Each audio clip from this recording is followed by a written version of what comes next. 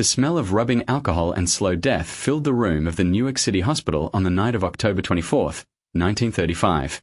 Lying in the bed, delirious with a temperature of 106 degrees, was Arthur Fliegenheimer, known to the world as Dutch Schultz. Just 24 hours earlier, he had been the most feared gangster in America, a man who killed for sport and terrorized New York with a brutality that made Al Capone look like a choir boy. But now, he was a whimpering mess, his body riddled with police-issue bullets from a mob hit, his empire crumbling, and his life bleeding out onto the white sheets. The police were by his bedside, trying to get a dying confession, but Dutch was speaking in riddles, his mind shattered by fever. He was alone. His bodyguards were dead. His friends had abandoned him. But he was not entirely forgotten. As the nurse adjusted his foredrip, a courier arrived at the hospital desk with a telegram. It was not from a grieving family member. It was not from his wife. It was from Harlem. The nurse walked into the room and read the message to the dying monster.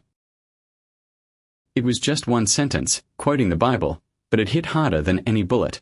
As ye sow, so shall ye reap. The note was signed, Madame Stephanie St. Clair. In his final moments of consciousness, Dutch Schultz realized that the woman he had tried to destroy, the black woman he had called a nigger B*TCH and tried to run out of New York, was still standing. She was alive. She was rich. And she was watching him die. It was the ultimate checkmate. The Queen of Numbers had buried the King of Crime. To understand how a Caribbean immigrant woman ended up standing over the grave of the Jewish mob, you have to rewind the clock to the height of the Harlem Renaissance. In the 1920s and 30s, Harlem was not just a neighborhood, it was a sovereign state, and the currency of that state was the numbers. It was an illegal lottery, a game of chance where the poor could bet a penny and dream of winning a fortune. It was the lifeblood of the community, generating millions of dollars a year, and sitting at the top of this empire was not a man in a pinstripe suit. It was a woman in a fur coat and a French hat. Stephanie St. Clair, known on the streets as Queenie, was an anomaly. She was fiercely independent, incredibly intelligent, and terrifyingly violent when she needed to be. She did not answer to a husband. She did not answer to a pimp. And she certainly did not answer to the white police officers she famously dragged into court for corruption. Stephanie had built her fortress in Harlem brick by brick. She employed hundreds of runners. She banked millions. She was a hero to the locals because she stood up to the white establishment. She took out full-page ads in newspapers exposing police brutality. She was a warrior queen in a time when black women were expected to be invisible. But her success painted a target on her back. Downtown, the Prohibition era was ending. The Italian and Jewish mobs, seeing their alcohol profits drying up, started looking for new revenue streams. They looked uptown. They saw the rivers of cash flowing through Harlem, and they got greedy. Dutch Schultz, the rabid dog of the Bronx, decided that he was going to take the numbers racket for himself.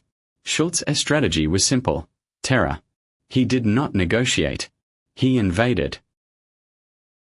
In 1931, his men began kidnapping Harlem numbers runners. They beat them with baseball bats. They threw them off rooftops. They walked into the small candy stores and barbershops that served as betting parlors and smashed them to pieces. The message was clear: pay tribute to Dutch, or die. Most of the Harlem bankers folded. They were businessmen, not soldiers. They handed their operations over to Schultz out of fear. They begged for their lives. But when Dutch's emissaries came to Stephanie St. Clair, expecting her to kneel like the others, they got a shock. She did not cry. She did not beg. She looked at the armed men in her office and told them to get the hell out before she threw them out. Schultz was furious. He put a contract on her head. He told his men to find her, kill her, and dump her body in the river as a lesson. For most people, a death threat from Dutch Schultz was a signal to pack your bags and move to another continent. But Stephanie St. Clair was not most people. She did not run. She went to war. She rallied her organization. She hired a young, dangerous enforcer named Ellsworth Bumpy Johnson to lead her army. She turned the streets of Harlem into a guerrilla war zone where Dutch's men were hunted from the rooftops. She was not fighting for money anymore. She was fighting for respect. She was fighting to prove that a black woman could look the devil in the eye and not blink. The war that followed was bloody and personal. Stephanie had to move from safe house to safe house, sleeping with a loaded pistol under her pillow. She saw her friends killed. She saw her business firebombed. But she refused to surrender. She understood something that Dutch Schultz did not. You cannot defeat someone who has nothing left to lose but their pride. She waged a psychological war against him, mocking him in the press, attacking his political connections, and disrupting his operations. She became the ghost that Dutch could not catch, the thorn in his side that festered and rotted his empire from within. This story is about more than just gangsters shooting at each other. It is about race, gender, and power in America. It is about a woman who defied every label society tried to put on her. She was an immigrant, she was black, and she was female, a trifecta of oppression in 1930s New York. Yet, she rose to become one of the wealthiest and most powerful figures in the underworld. Her battle with Dutch Schultz is one of the greatest underdog stories ever told, a testament to the power of will. While Dutch is remembered as a psychopath who died screaming, Stephanie is remembered as the queen who stayed. But before we dive into the blood and the bullets, I have to ask you something. This channel is growing fast, and we are building a global family of people who love real history, the kind they do not teach in schools. I look at the comments, and I see people from everywhere. I want to know who is in the room with us today. Where are you watching from? Are you representing New York? Are you watching from London, Lagos, Toronto, or Sydney? Drop your city and country in the comments below. Let us see which city has the most students of the game. And while you read there, hit that subscribe button if you think history needs more stories about women who strike fear into the hearts of men. Now, let us go back to 1931, to the moment the Queen of Harlem decided to declare war on the monster of the Bronx. The invasion of Harlem began not with a declaration of war, but with the sound of shattering glass and the dull thud of baseball bats hitting human bone. In the winter of 1931, Dutch Schultz unleashed a blitzkrieg on the neighborhood that was designed to shock and awe. He did not care about the culture or the people. To him, Harlem was just a ledger sheet that needed to be balanced in his favor. His enforcers, thick-necked men from the Bronx with no understanding of the terrain, rolled into the neighborhood like an occupying army. They targeted the banks, the small cigar shops, beauty parlors, and funeral homes where the numbers bets were collected.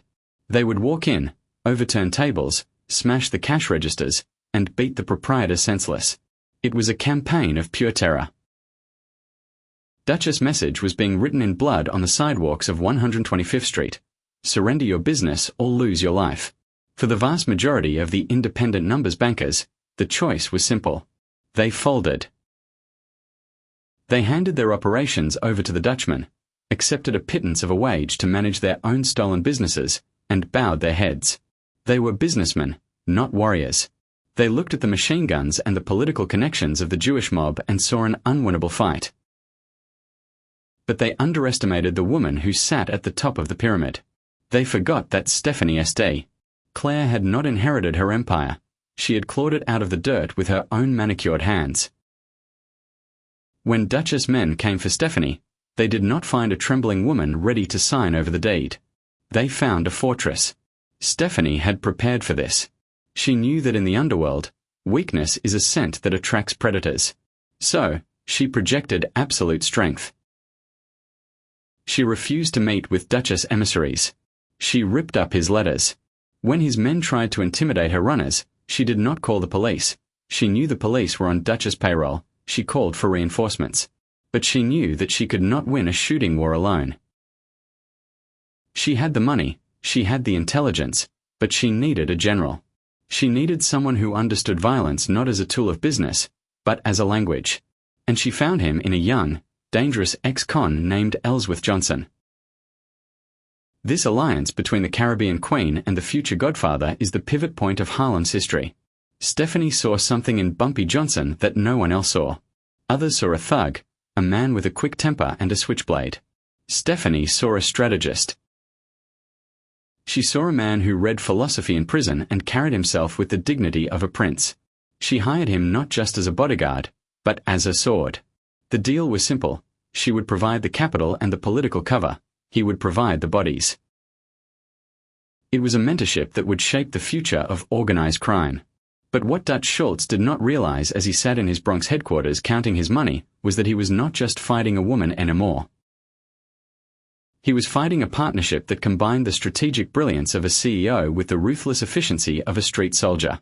He was trying to crush a nut with a sledgehammer, but the nut was made of steel. The war that followed was unlike anything New York had ever seen. It was asymmetric warfare. Dutch had the numbers and the firepower, but Stephanie and Bumpy had the terrain. They knew every alleyway, every rooftop, and every basement in Harlem. Bumpy organized a guerrilla resistance. When Dutch's collectors came to pick up money, they would find the shops empty, the money moved. When his enforcers tried to patrol the streets, they would be pelted with bricks from the rooftops or lured into dead-end alleys where bumpiest men were waiting with lead pipes. It was a war of attrition. Bumpy did not try to win battles. He tried to make the occupation too expensive to maintain. He bled Dutch's operation by 1,000 cuts.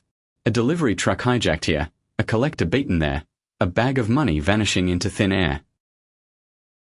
But the most effective weapon in Stephanie's arsenal was not violence. It was the truth. She waged a public relations war that baffled the mobsters downtown. She took out advertisements in the local black newspapers. She wrote columns denouncing the white invaders. She framed the conflict not as a gang war, but as a struggle for the soul of Harlem. She rallied the community. She told them, "Do not play the numbers with the white man. Play with your own." And the community listened.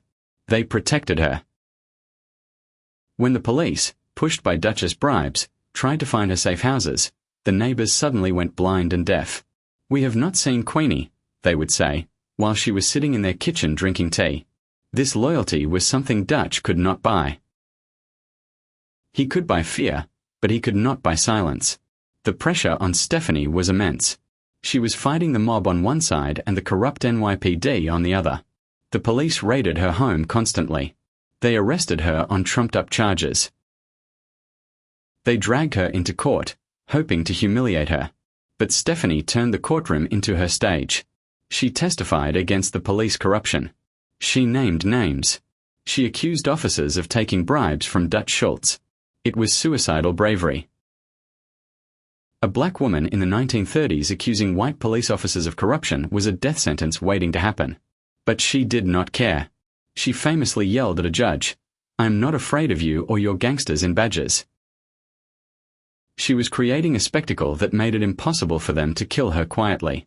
If she died, she would die a martyr, and Harlem would burn.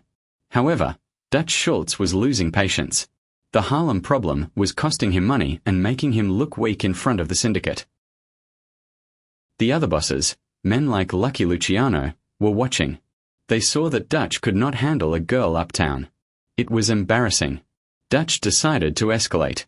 He ordered his hitmen to stop beating people and start killing them. The order went out, "Bring me the B*TCH. The war moved from the streets to the shadows. Stephanie had to live on the run, moving from apartment to apartment, never sleeping in the same place twice. Bumpy Johnson stood guard outside her door, sleeping with a shotgun on his lap. The golden age of Harlem was over. The siege had begun. One night, the war came dangerously close to ending. Stephanie was leaving a building on St. Nicholas Avenue when a car screeched to a halt. Two of Dutch's gunmen leaned out with Tommy guns. Bumpy, sensing the setup, tackled Stephanie into a doorway just as the bullets chewed up the masonry where her head had been a second before. The noise was deafening. Splinters of stone rained down on them. As they lay there in the dirt, breathing hard, Stephanie looked at Bumpy. She did not look terrified. She looked angry. She wiped the dust from her coat and said, "If they want a war, Bumpy, let us give them a war they will remember." This was the turning point. Stephanie realized that defense was no longer enough. She had to strike back. She authorized Bumpy to take the offensive. And Bumpy, unleashed from the constraints of merely protecting property, went to work. He began hunting Dutch's lieutenants. Bodies started appearing in the Bronx, Dutch's own backyard. The message was sent: the border goes both ways. You can come uptown, but we can come downtown too. The psychological impact on Dutch's crew was devastating. They were used to victims who cowered. They were not used to victims who hunted them back. As 1935 approached, the stalemate was bloody and exhausting. But Stephanie had one advantage that Dutch did not: she was sane. Dutch was spiraling into paranoia. He was seeing enemies everywhere. He wanted to kill the prosecutor Thomas Dewey. He was screaming at his own men. Stephanie watched this from afar, reading the newspapers, analyzing the moves. She knew that her enemy was destroying himself. She just had to stay alive long enough to watch him fall. It was a waiting game played with bullets. And as the leaves began to turn brown in the autumn of 1935, the end was approaching. But it would not come from a shootout in Harlem. It would come from a betrayal within the mob itself, a betrayal that Stephanie St. Clair had predicted years ago. The Queen was still on the board, but the King was running out of moves. By the summer of 1935, the King of the Bronx was bleeding money. Dutch Schultz had promised his partners in the syndicate that Harlem would be a quick conquest, a gold rush that would make them all rich. Instead, it had become his Vietnam. Every dollar he squeezed out of a terrified shopkeeper was spent on lawyers, bribes, and funeral costs for his soldiers. Stephanie St. Clair and Bumpy Johnson had turned the neighborhood into a quagmire. But the damage Stephanie inflicted was not just financial, it was psychological. She knew that Dutch was a narcissist. She knew he craved respect. So she denied him the one thing he wanted most. She did not hide in the shadows anymore. She taunted him. She wrote editorials in the Amsterdam News, calling him a thug and a coward. She famously declared, "I am a woman, but I have more courage in my little finger than you have in your whole gang." Imagine the rage of a homicidal maniac like Schultz reading those words over breakfast. She was living in his head, rent-free, driving him toward a breaking point. But while Stephanie was fighting him uptown, a new predator entered the arena downtown. Thomas Dewey, the Boy Scout prosecutor with the mustache and the relentless ambition to become governor. Dewey had targeted Dutch Schultz as public enemy number one. He was tearing Schultz's empire apart with indictments for tax evasion. Dutch was cornered. He was fighting a war on two fronts, against the Black Queen in Harlem and the White Knight in the courthouse. The pressure cooked his brain. The calculating bootlegger of the 1920s dissolved into a paranoid, raving lunatic. He stopped trusting his lieutenants. He stopped sleeping. He began to believe that the only way to survive was to do the unthinkable: kill Thomas Dewey. This was the moment Stephanie St. Clair had been waiting for. She understood the politics of the underworld better than Dutch did. She knew that the Italian Mafia, Lucky Luciano, Meyer Lansky, the Commission, operated on business logic. Killing a federal prosecutor was bad business. It would bring the National Guard into New York.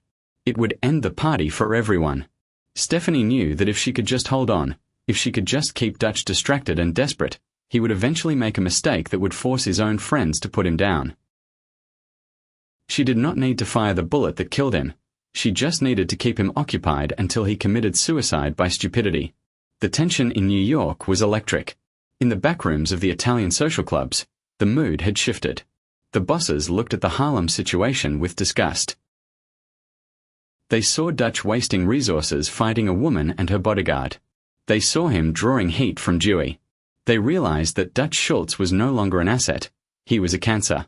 And in the mob, you do not treat cancer with medicine. You cut it out. The decision was made in late October. The commission held a vote. The verdict was unanimous. Dutch Schultz had to go. Not because of Stephanie St. Clair, specifically, but because she had successfully stalled him long enough for his insanity to become a liability. She had held the line. She had proven that Harlem was not low-hanging fruit. If she had folded in 1931, Dutch would have been stronger, richer, and perhaps powerful enough to challenge Luciano. By resisting, she drained him. She weakened him. She served him up on a silver platter to his executioners. On the night of October 23, 1935, Dutch Schultz walked into the Palace Chop House in Newark, New Jersey. He sat down with his accountant and his bodyguards, believing he was plotting the murder of Thomas Dewey. He was outlining the plan, his eyes feverish, his voice manic. He did not hear the door open. He did not see the two hitmen from Murder, Inc. walk in wearing trench coats and fedoras. The shooting was clinical, brutal, and fast. The sanitation department of the syndicate had arrived to clean up the mess. Dutch took a bullet to the side, severing his liver. He collapsed on the bathroom floor, his empire evaporating in a pool of blood and dirty tile. The news traveled fast. It hit the radios within the hour. Dutch Schultz shot. In Harlem, the streets did not erupt in riots, they erupted in joy. Impromptu parades broke out. People danced on the corners of 125th Street. The monster was down. Bumpy Johnson raised a glass in the Lenox Lounge. But Stephanie St. Clair did not celebrate with the crowd.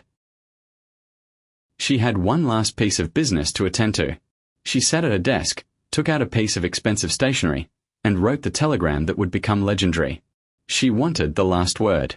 She wanted Dutch to know, in his final moments of lucidity, exactly who had beaten him. She did not write a long letter. She did not need to. She simply quoted Galatians 6 verse 7, "As ye sow, so shall ye reap." She had a courier run it to the hospital. When the nurse read it to Dutch, he was fading, mumbling about French fries and mother, but the message landed. It was the final twist of the knife. The woman he tried to crush was sending him off to hell. The death of Dutch Schultz marked the end of the invasion. The Italian families, pragmatic as always, saw no profit in continuing a war that Dutch could not win. They made a deal with Bumpy Johnson, as we covered in previous stories, to share the profits, but they acknowledged Stephanie's sovereignty. She had won. She had faced down the combined might of the Jewish and Italian mobs and forced a stalemate. It was a victory unprecedented in the history of organized crime. A black woman had defended her territory against the most violent men in the world. But victory in the underworld is a complicated thing. With Dutch gone, the landscape changed. The numbers game was becoming too big, too corporate. The Italians were moving in, not with guns, but with accountants and lawyers. Bumpy Johnson was ready to transition into this new era of partnership. But Stephanie St. Clair was a queen, not a partner. She looked at the new arrangement, at the heroin beginning to seep into the neighborhood, and she made a decision that shocked everyone. She did not fight for a bigger slice of the pie. She did not try to become the new Dutch Schultz. She did something much rarer for a gangster. She walked away. The Queen of Numbers decided to abdicate her throne while she still had her head. She handed the day-to-day operations over to Bumpy. She took her millions, her furs, and her pride, and she stepped out of the game. It was not a retreat, it was a graduation. She had beaten the game. She realized that the only way to truly win a war with the Mafia is to survive it and die in your own bed. But her story did not end there. Stephanie St. Clair did not disappear into obscurity. She transformed. She became a legitimate businesswoman, a civil rights advocate, and a mentor. She used her blood money to fund legal defense funds for black men accused of crimes. She wrote columns about voting rights. She became the godmother of Harlem in a new, legal sense. But the shadow of her past never fully left her. She walked the streets with her head high, but she knew that in the eyes of the law, and in the eyes of history, she would always be the gangster queen. However, there was one final, ironic twist to her legacy. As she aged, she watched the neighborhood she fought for change. She saw the heroin epidemic destroy the families she had once employed. She saw the code of the street disintegrate. And in her final years, the woman who had ordered hits and run a criminal empire became a vocal critic of the very lifestyle that made her rich. She had sowed the wind, and she was watching her community reap the whirlwind. It was a bitter ending to a triumphant life. Stephanie St. Clair died in 1969, quietly, in a wealthy retirement home. She outlived Dutch Schultz by 34 years. She outlived Lucky Luciano.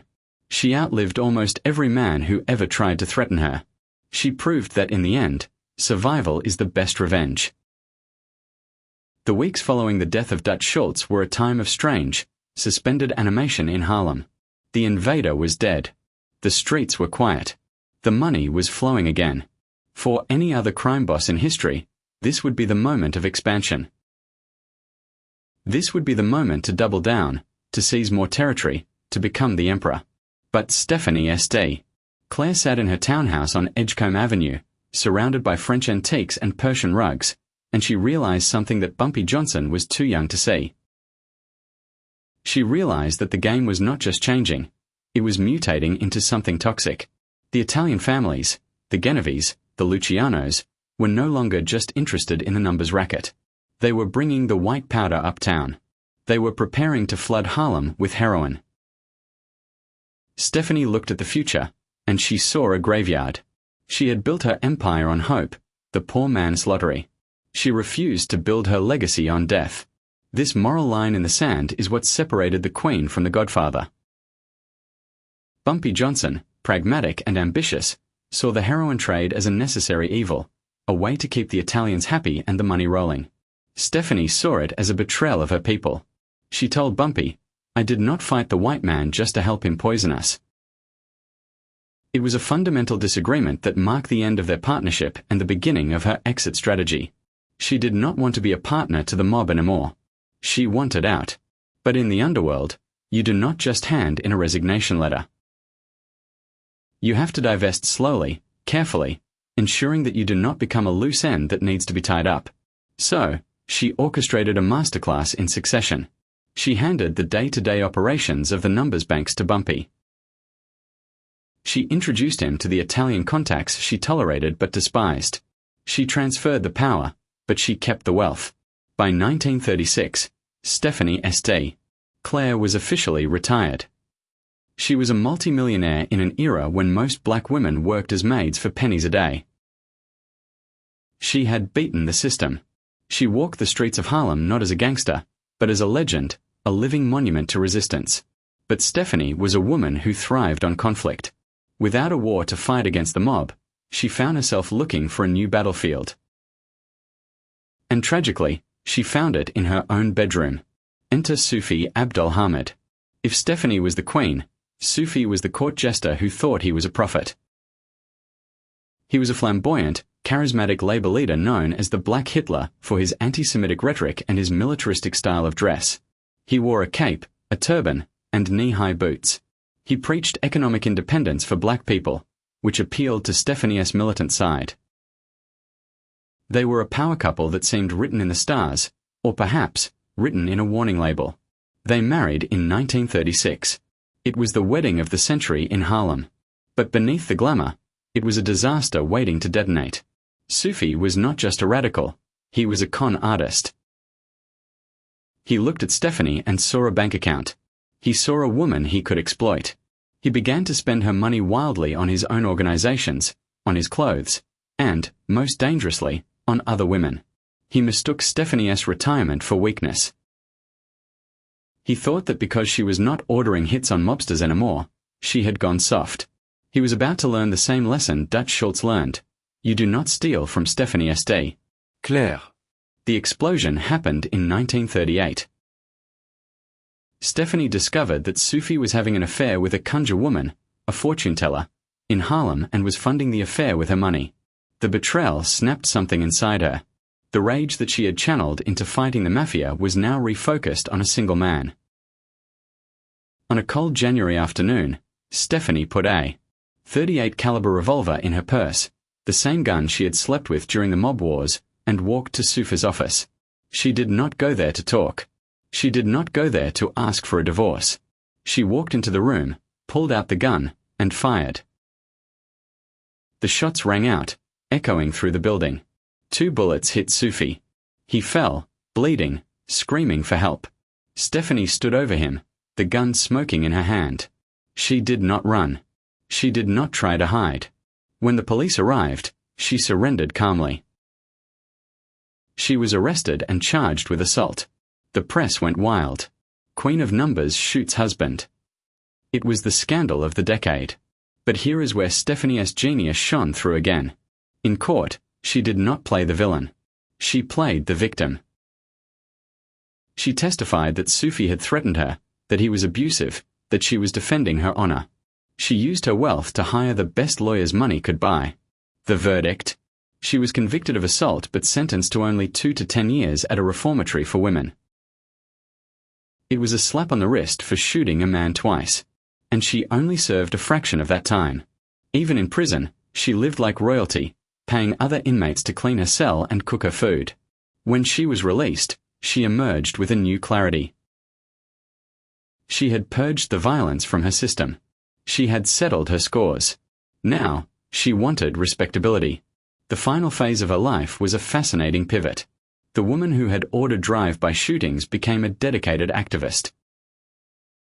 She wrote columns for the New York Amsterdam News, lecturing the community on morality, voting rights, and civil disobedience. It sounds hypocritical to modern ears, a gangster preaching morality, but in the context of the time, it made sense.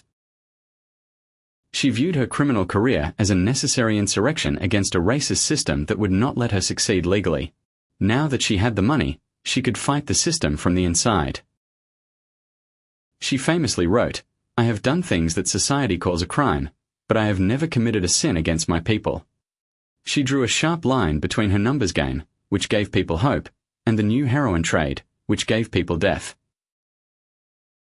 She became a vocal critic of the drug dealers, even as her old protege Bumpy Johnson was becoming the king of heroin.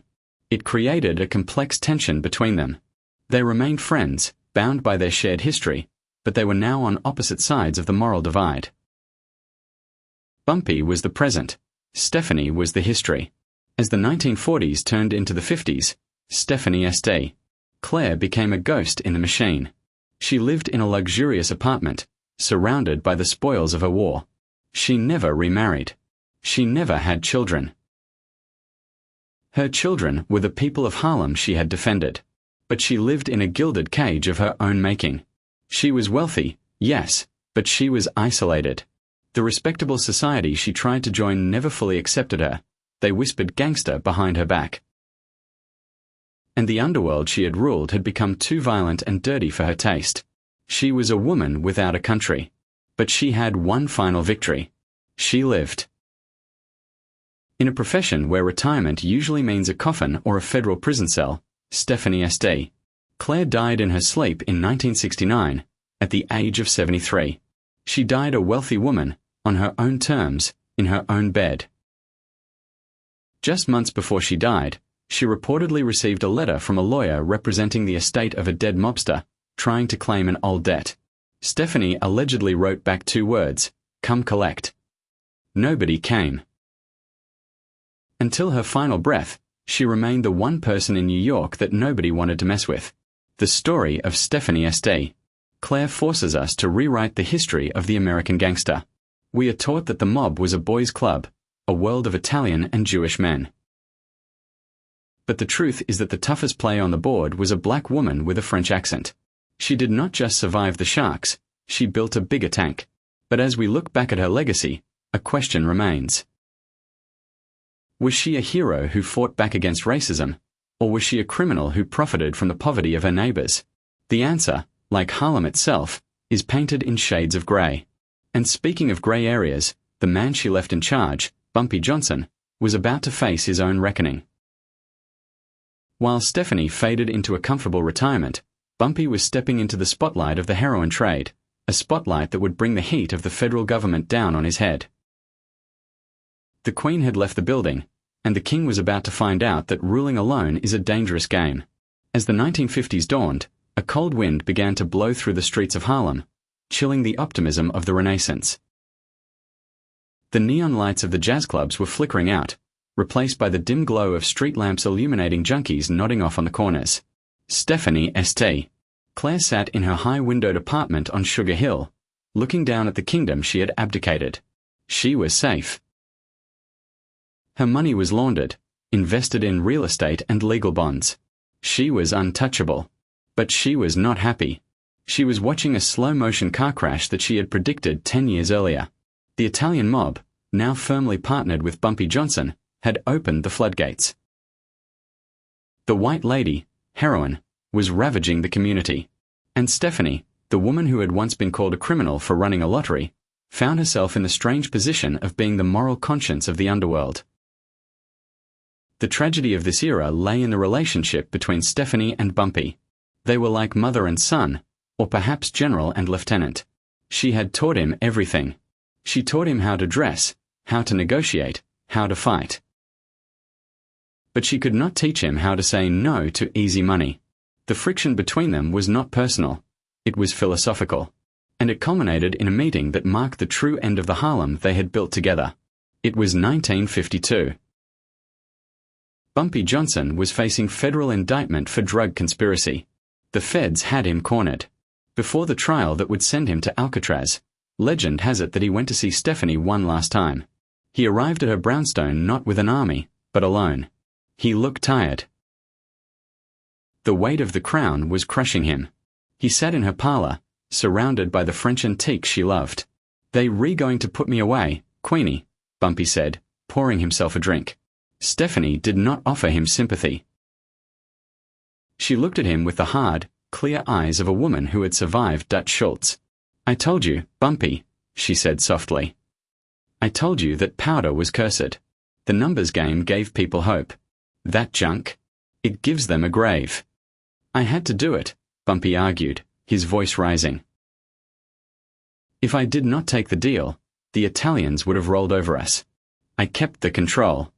I kept the peace. You kept the peace." Stephanie stood up, walking to the window. "Look outside. Look at those boys on the corner. That is not peace. That is surrender. We fought the white man to get off our knees, and now you reselling a drug that puts us right back on the ground." It was a devastating indictment. Bumpy knew she was right. He was rich, yes. He was powerful, yes. But he was the king of a graveyard. Stephanie saw what the federal government also saw. The heroin trade was the weak link.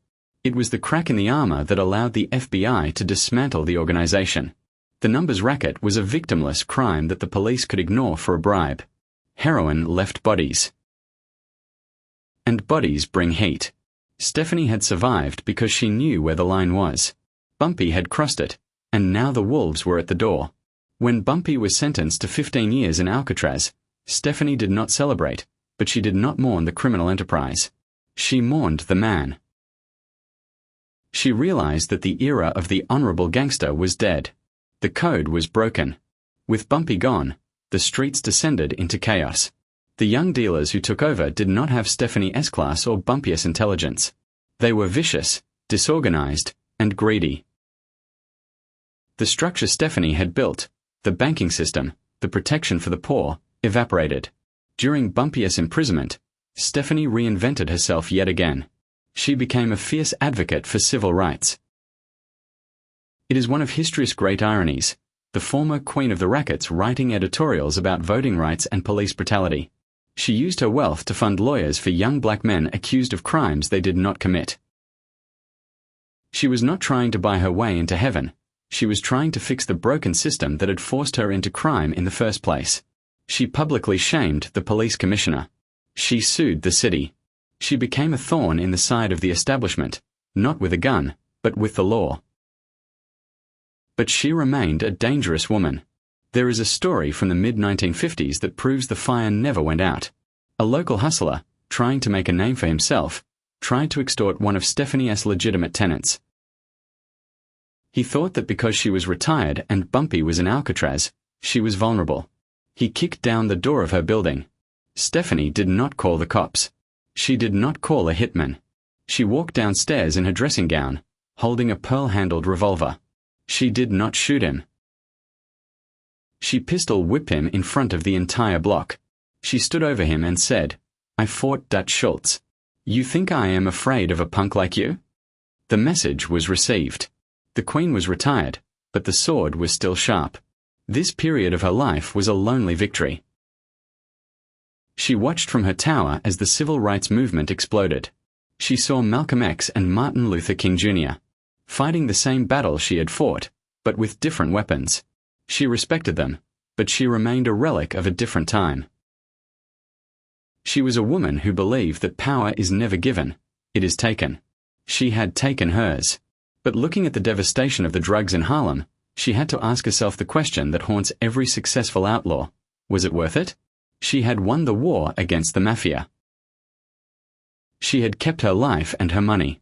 But she had lost her community. The Harlem she loved was gone, replaced by a desperate, drug-riddled shadow of itself. And she knew, deep down, that the money that bought her furs and her freedom came from the same pockets as the money that was now buying heroin. It was a cycle she could not break. As the 1960s roared in, Stephanie SD. Clair began to fade from the public eye. She became a ghost story, a legend whispered by old folks. You see that lady, they would say. She used to run this town. But the new generation did not care. They were listening to new leaders. The stage was being set for her final act, not a violent death, but a quiet, defiant exit that would prove one last time that she was the only one who determined her fate. The survivor was preparing to close the book. By the late 1960s, Stephanie SD. Clair had become a living ghost. To the young revolutionaries of the Black Panther Party, she was a relic of a bygone era. To the new breed of heroin dealers, she was just a rich old lady in a mansion. But to those who knew, to the old-timers playing checkers in the park, to the grandmothers who remembered the Great Depression, she was still the queen. She spent her final days in privacy, surrounded by the wealth she had wrested from the hands of Dutch Schultz. She did not have a husband. She did not have children. Her family was the history she had written in blood and ink on the streets of Harlem. Her end came quietly, a stark contrast to the violence of her life. On a cold day in December 1969, just 18 months after Bumpy Johnson died of a heart attack, Stephanie SD. Clair closed her eyes for the last time. She was 72 years old. She did not die in a hail of bullets. She did not die in a prison cell. She died in a soft bed, a free woman, with millions in the bank. In the brutal mathematics of the underworld, that is the only victory that counts. She had beaten the game. She had outlived Dutch Schultz by 34 years. She had outlived Lucky Luciano. She had outlived the judges who tried to jail her and the cops who tried to frame her. She was the last piece left on the board. When she was buried, there were no headlines in the New York Times.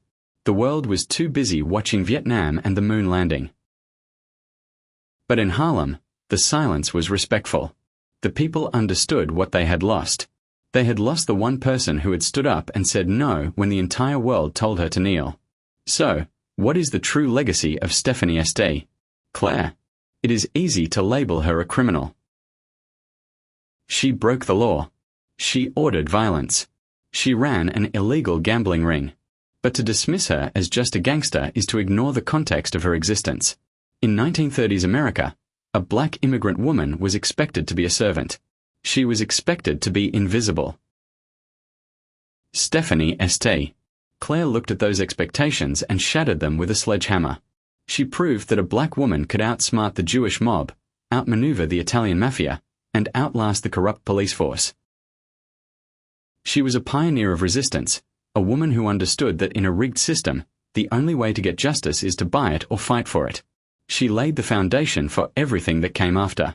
Without Stephanie SD. Clair, there is no Bumpy Johnson.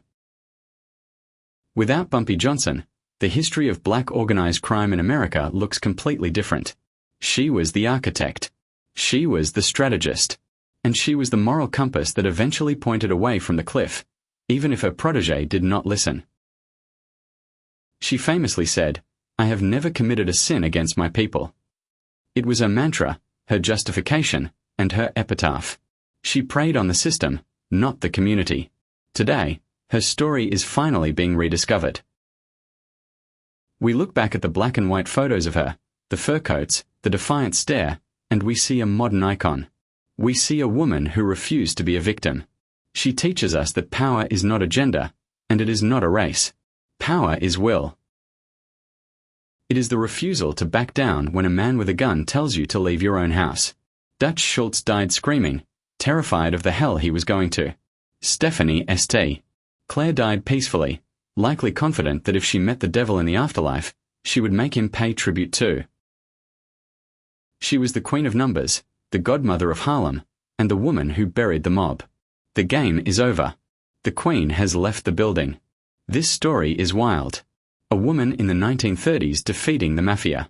It makes you wonder, why is not there a blockbuster movie about her yet? If Hollywood made a movie about Stephanie St. Clair, who should play her? Viola Davis? Angela Bassett? Drop your casting choice in the comments below. Let us fan cast the movie that needs to happen. And smash that like button if you think Queenie was the smartest player in the game.